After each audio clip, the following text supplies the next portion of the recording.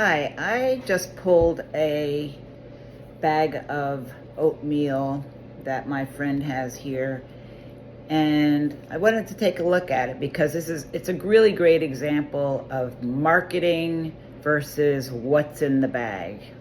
So in this bag, out with whole grain oats, whole grain wheat, sugar, raisins, vegetable oil, canola. So, vegetable oil, canola and or soybean oil, processed. These are bleached, processed, dyed oils. They're really volatile and extremely harmful. It's really kind of in the upper 3 lines of this ingredient. Then you've got whey, inulin. Now that's a prebiotic, that's fine. That's just like psyllium husk or, I don't know. It's just a fiber. Then you have almonds, non-fat dry milk, all looking fine. Glycerin, okay, now we're getting into different sugars. Molasses. This provides, the glycerin provides kind of a moisture content. Whey protein concentrate. Honey, now we have this thing called natural flavor. Well, gee whiz. If I were to see this right here, I would not buy it right away. Well, not only that, but we've got this, the vegetable oils, we've got now natural flavors, and then sunflower oil, which is also processed heavily, just like the vegetable oil. This is basically a vitamin E, which is okay. So, compare that to this marketing. And you're thinking, wow, this is so good for me. But just know there's a buzzword I want you to know about, and that is the natural flavors buzzword. That's one of the oils and the natural flavors. The natural flavors they're naturally derived, but they are designed in a chemical lab to give you certain flavor notes. And I'm gonna just read off for you what that exactly is. All right, so let's look at 2 things. Okay.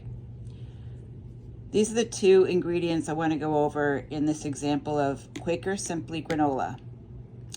This is March Challenge Reading Labels. We're going to start off with vegetable oil. So vegetable oil can be canola and or soybean oil. Can also be sunflower oil. But we're using these 2 examples per this product, Quaker Simply Granola.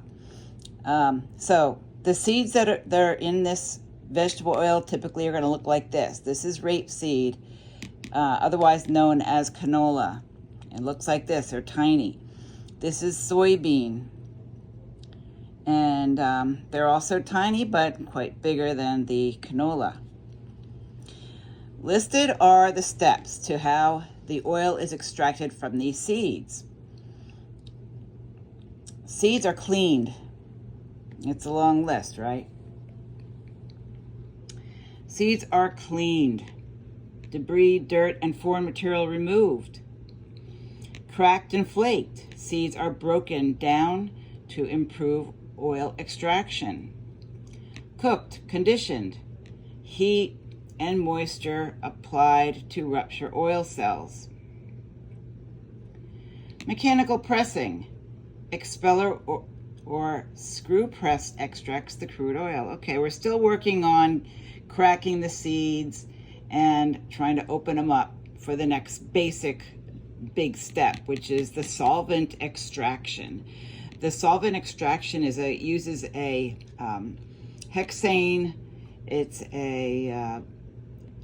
basically a solvent that's used in a bunch of things for industrial use. Cars, printing, glue, I don't know, it's used in a lot of things. And it's used it is a solvent, and it's used to extract remaining oil from this cake that all these top 4 processes basically create a mashed cake. So there's the extraction, then there's the desolventizing. Hexane is evaporated and recovered from the oil. The said oil, but the evaporation is not complete. There is some lingering hexane in your oil. They have safe, quote unquote, numbers allowed in this vegetable oil. Degumming.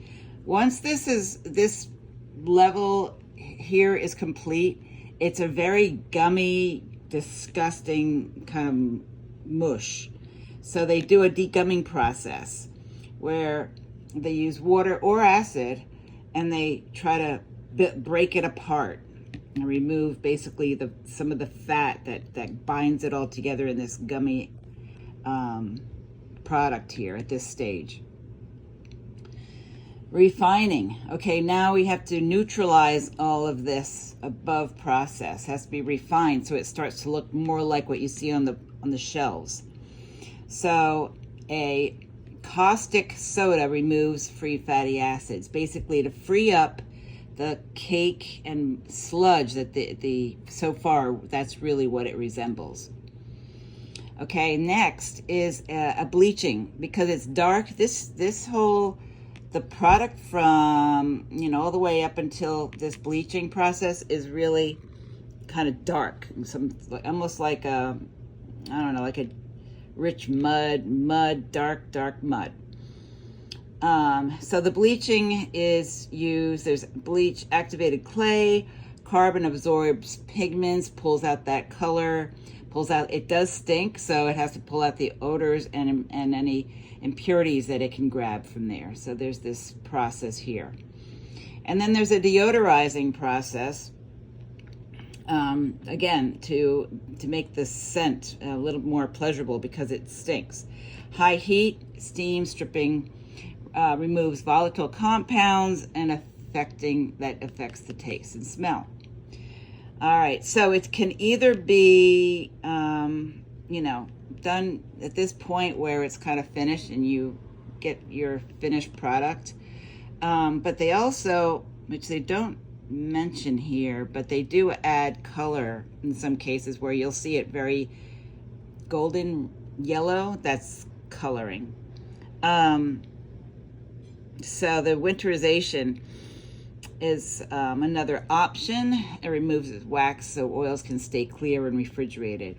That's not so much a problem. I mean, as far as really you'll find out that olive oil will get thick when it's put into the fridge, which is okay. So will coconut oil. So, but that doesn't work for putting it on your shelves in the supermarket, because people don't want their oil to be stiff when they get it. So they make sure that process allows for stability on the shelf in no matter what temperature, if it's air conditioned versus a hot day. Hydrogenation, sometimes added to solidify oil or extend the shelf life. So hydrogen gas. And then this one here is interesterification, and that's again sometimes where it's an alternative to the hydrogenation, so for extending the shelf life. Both of these are, really industrial processes. All right. Okay, so that's the steps listed for when you go and buy vegetable oil: canola oil, sunflower oil, and soybean oil. Next, we're going to do the example 2, explaining ingredients you will read on food labels. Next up, what natural flavor means. So we're working with the ingredient natural flavor. That's what would be listed as in the ingredients list, and you'll see this often. What it means actually in terms of the Food and Drug Administration, the FDA, natural flavors refers to flavor compounds derived from natural sources such as fruits, vegetables, herbs or spices, meat, dairy products, and fermentation products. What they don't mention here is that it can also be anything with animal. Meat, poultry, seafood is a group known as quote-unquote animal. So that goes to what natural flavors usually are in practice. It's typically a mixture of compounds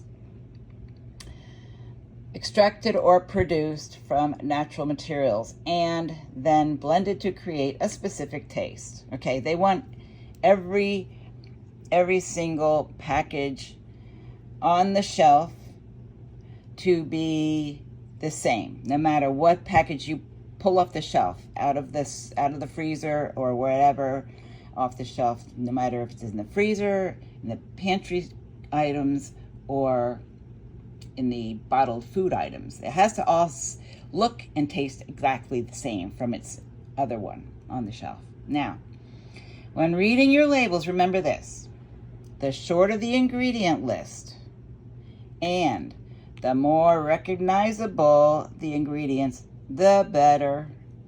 Next.